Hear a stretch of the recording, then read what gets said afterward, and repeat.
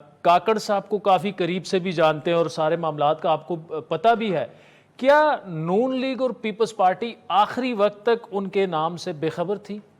یقینی طور پہ جب بھی ہم کیئر ٹیکر کی بات کرتے ہیں جی تو عموماً یہی سیاسی پارٹیز کی طرف سے اور ملک کی بہت سارے تجزیہ نگار کہتے ہیں کہ جی ایسا بندہ ہونا چاہیے جو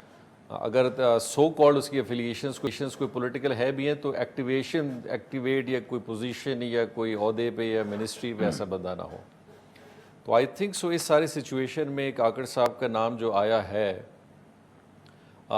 جس پہ I am sure P M L N and leader of the opposition نے جو اپنا تجزیہ بنایا ہوگا, جی so whatever names must have بین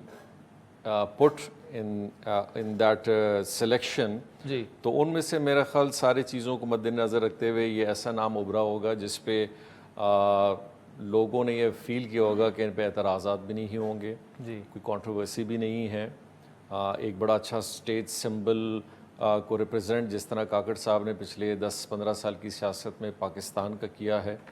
اور ان کے اوپر میرا خیال ایک بہت بڑا اسپیکٹ یہ بھی ہے کہ بینگ اے سینیٹر,